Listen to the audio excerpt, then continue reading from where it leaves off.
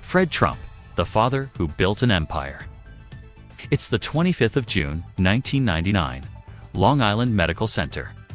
A man who shaped New York's skyline and left his mark on American real estate takes his final breath. He's 93 years old. Within hours, his children gather, sorting through his will, his vast property empire, and his legacy. But soon, tension fills the air. Two grandchildren cut out of the inheritance challenge their aunts and uncles in court, and so begins another family feud. One that echoes through the dynasty he created. The man at the center of it all. Fred Trump, the father of 45th and 47th President of the United States, Donald Trump. Early life, roots of ambition. Fred Trump was born October 11, 1905, in the Bronx, New York City. His full name, Frederick Christ Trump. There's a rumor he was born in New Jersey, but that's false. His father, Frederick Trump, came from Bavaria in southern Germany. An immigrant, a risk-taker, and the true origin of the Trump fortune. You see, his father had lost his own father to illness when he was just a child. He worked hard, left Germany at 16, and arrived in New York in 1885 with next to nothing. He called himself Trump, then spelled with an F at the end. And like many young dreamers, he headed West Seattle, then the small mining town of Monte Cristo. The Klondike Gold Rush hit, and Frederick Trump saw opportunity not in gold, but in the miners chasing it. He ran restaurants, boarding houses, and other establishments catering to those seeking fortunes. By the end of the 1890s, he'd made his own. That was the beginning of the Trump wealth. With his savings, he returned to Germany in 1901 and married Elizabeth. But when local authorities discovered he'd emigrated years earlier to avoid military service, they ordered him to leave. So the couple sailed back to America. In New York, they started a new life. Their daughter Elizabeth was born in 1904, followed by Fred in 1905, and a son John in 1907. A comfortable start. The Trumps were better off than most immigrant families of their time, while others lived in crowded tenements on the Lower East Side. The Trumps had space in an apartment in the South Bronx with its own bathroom, icebox, and a view. Middle-class comfort. At a time when most newcomers struggled just to survive.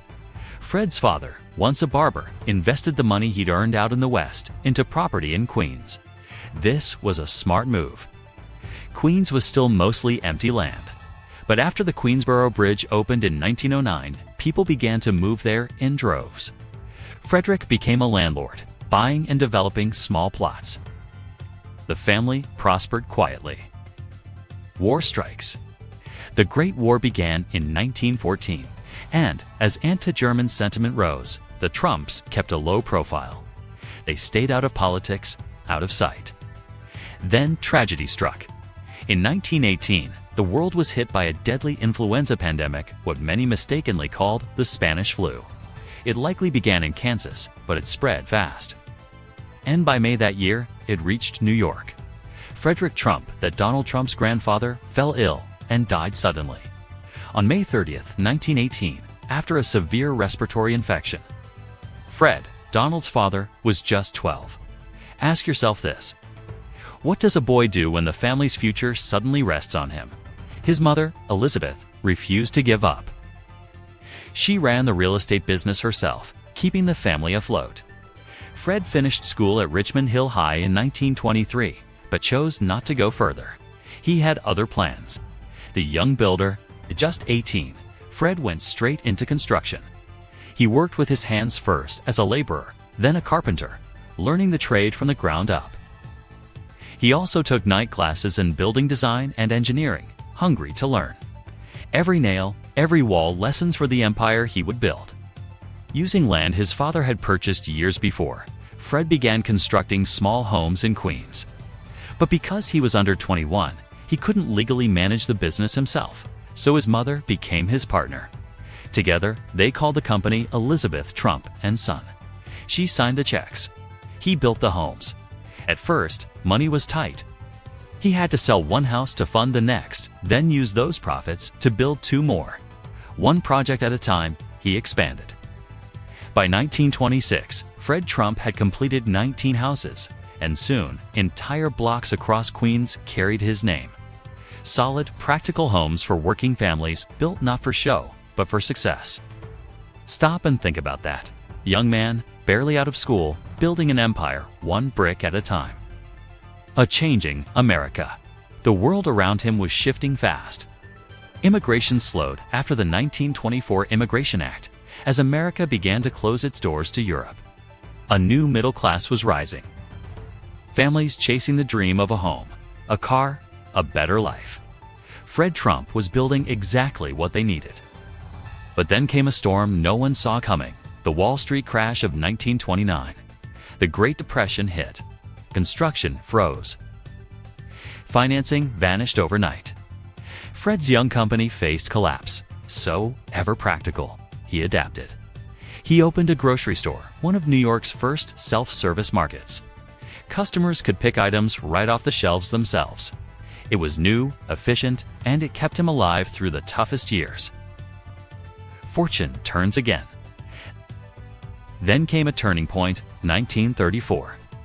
President Franklin D. Roosevelt launched the New Deal, a massive government effort to rebuild America through public works and housing. Fred saw his chance.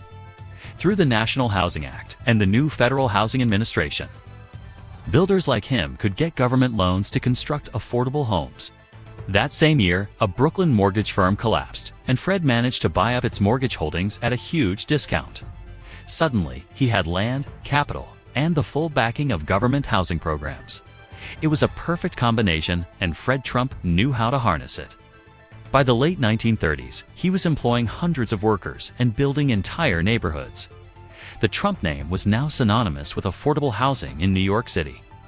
A family begins. Around this time, Fred met Mary Ann MacLeod, a young Scottish immigrant. She had come to New York in 1930, chasing opportunity but finding hardship instead. They met at a party, and something clicked. She was quiet but strong-willed, practical yet kind. They married on January 11, 1936. 15 months later, their first child, Mary Ann, was born.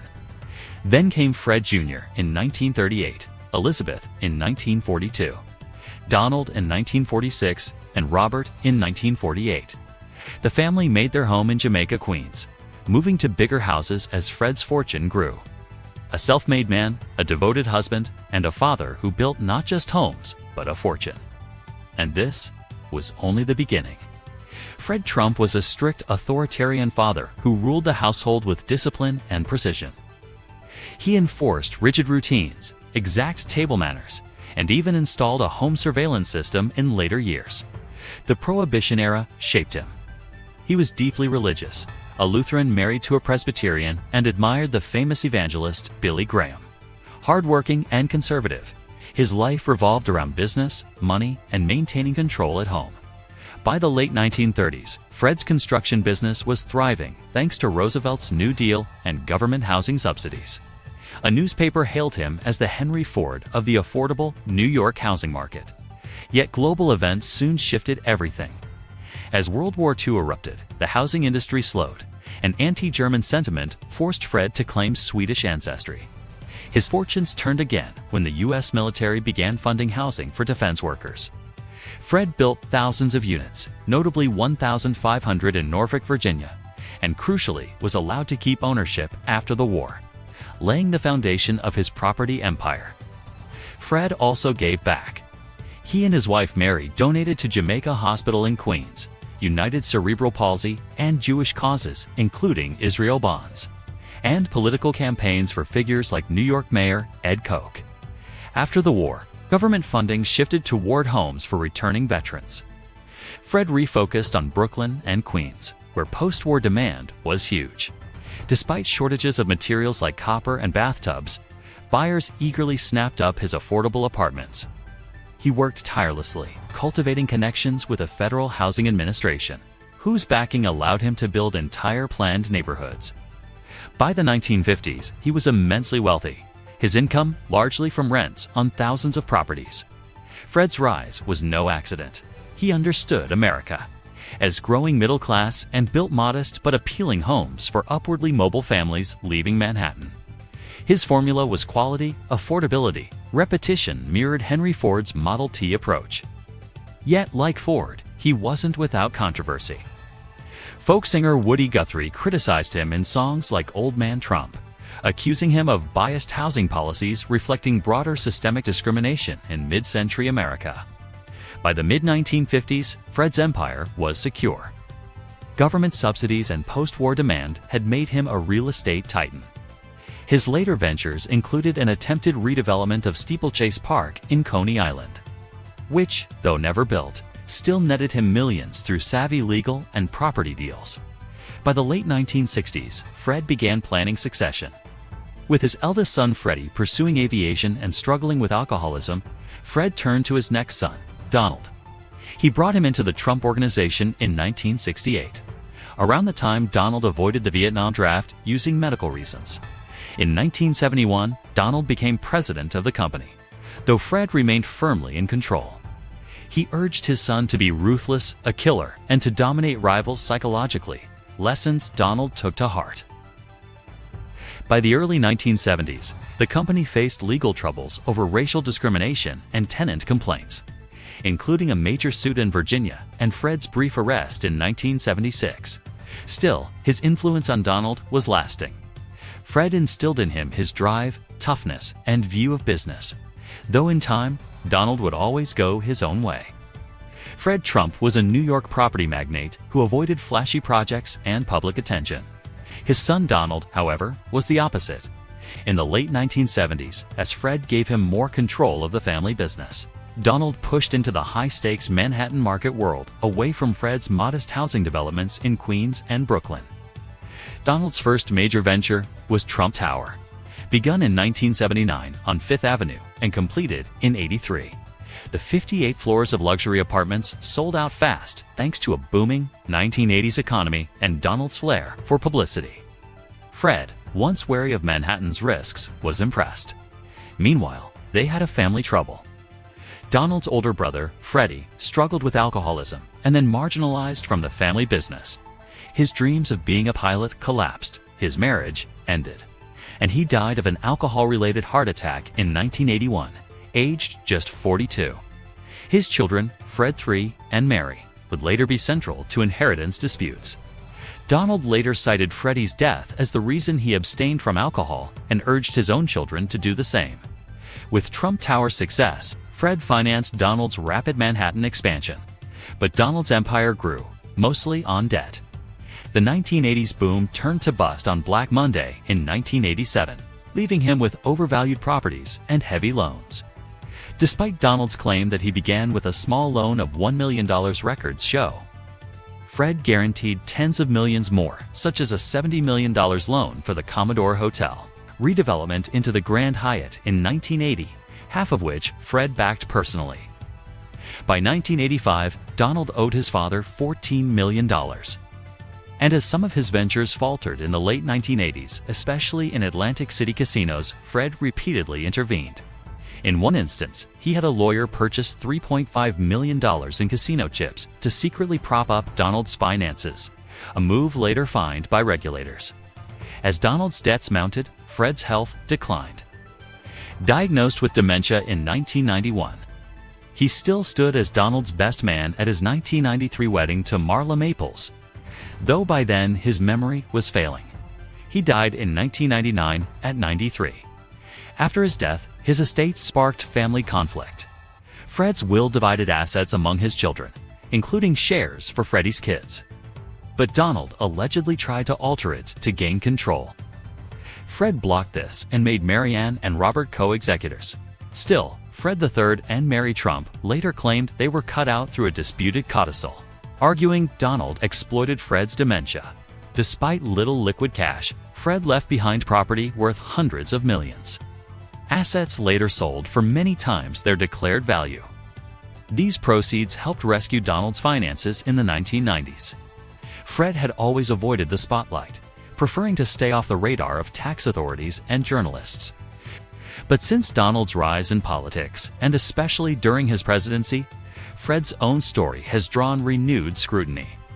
From reports of his 1927 arrest at a Ku Klux Klan rally to revelations about how his fortune built the Trump dynasty.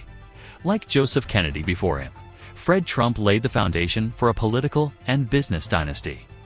Born to a German immigrant who prospered during the Klondike Gold Rush, Fred built an empire through shrewd deals, government contracts, and relentless ambition. Where Fred was cautious and calculating, Donald was bold and showy. But without Fred, there would have been no Trump Tower, no Trump brand, and no President Trump. What do you think of Fred Trump? Was he the key influence on his son's outlook, or were they fundamentally different men? Thanks so much for watching all the way through. If you enjoyed this video, don't forget to smash that like button.